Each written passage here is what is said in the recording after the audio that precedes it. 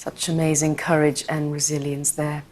Now, Britain's film and television industry has held its annual awards nights, with Sam Mendes winning the BAFTAs for Best Film and Best Director for his World War I film 1917.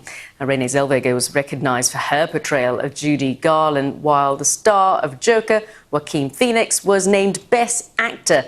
But as our arts editor Will Gompertz reports, the ceremony faced criticism for a lack of diversity amongst its nominees. It is the British film business's big night out, when legendary actors and rising stars gather alongside Hollywood royalty and British royalty for the BAFTAs. Hello! As the stars make their way up the red carpet into the Albert Hall for tonight's ceremony, they do so under a cloud of controversy about the lack of diversity among the nominees for tonight's awards. It's an issue that is bound to come up during the event. And so it did, when Joaquin Phoenix took to the stage to collect the Best Actor award for his performance in Joker. I think that we send a very clear message to people of color that you're not welcome here. We have to really do the hard work to truly understand systemic racism. I think that it is the obligation of the people that have created and perpetuate and benefit from a system of oppression to be the ones that dismantle it. So that's on us. The subject of diversity arose again when the actress Rebel Wilson made this pointed joke about the all-male Best Director lineup. I don't think I could do what they do. Honestly, I just don't have the balls. The category was won by Sam Mendes for his film 1917. He had a good night. 1917 led the way, winning 7 BAFTAs in all, including the prestigious Best Film. A really wonderful night. Thank you very, very much. The Best Actress BAFTA went to Renée Zellweger for her portrayal of Judy Garland, while Laura Dern won Best Supporting Actress for playing a super smart lawyer in Marriage Story. Brad Pitt for Once Upon a Time in Hollywood. Best Supporting Actor went to Brad Pitt, who was in absentia, but had written a speech which Margot Robbie read out on his behalf. Hey Britain, heard you just became single, welcome to the club.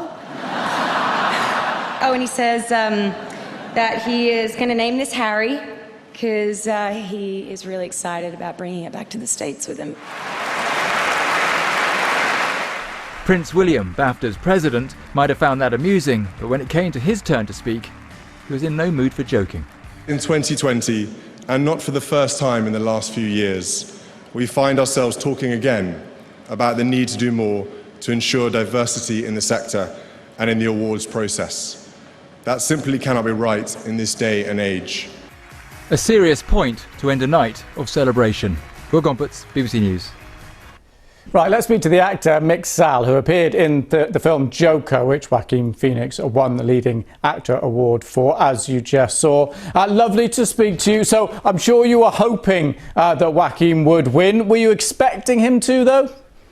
Yeah, actually, honestly, from the first time that I was on set and the first time that he did his laugh for the Joker, I gotta say there was a moment where I was just like, holy mackerel, this guy he's really the Joker. He's done something here. I mean, to be on that set with Joaquin, I was hoping. I guess I can't say that I knew, but I obviously was like, oh, I think he should. I want him to. Great, and he has done it. An excellent use of the phrase holy mackerel by you, by the way. Right, I want to get on to his speech. It was really interesting. He accepted his speech. We heard a little snippet of it there, addressing racism, systemic problems within the industry around diversity as a whole. What did you make of that speech? I mean, I thought that was such a good, brave use of what a great platform you have, and to use it for that. I think Joaquin's been doing that a lot recently, and I applaud him for it, and I think it's very impressive. I mean, these are issues that we should address and we should talk about, and I think he's a great person to do that. And your experience within the industry, is that the kind of problems that you see working day in, day out on film sets?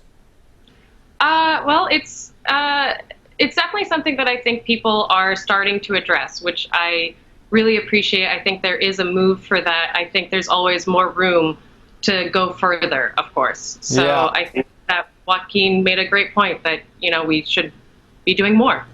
Okay, and on set then, Joaquin, what's he like? Give us some backstage gossip.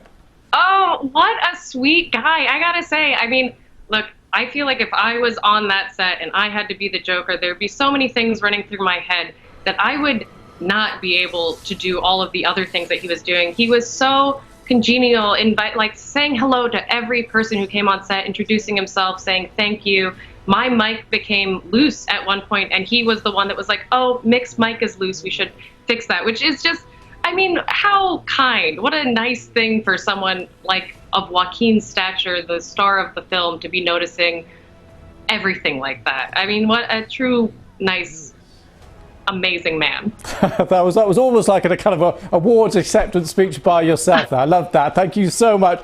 Listen, Mick, we really appreciate your time and your insights. I was hoping for a little more gossip, but I appreciate that on set he's a nice guy, which is wonderful. I know, I hate to tell you, he's actually very sweet, yeah. Very sweet. All right, well, I'm pleased to hear that. Mick Szal, thanks so much for spending some time with us. Cheers. Yeah, cheers.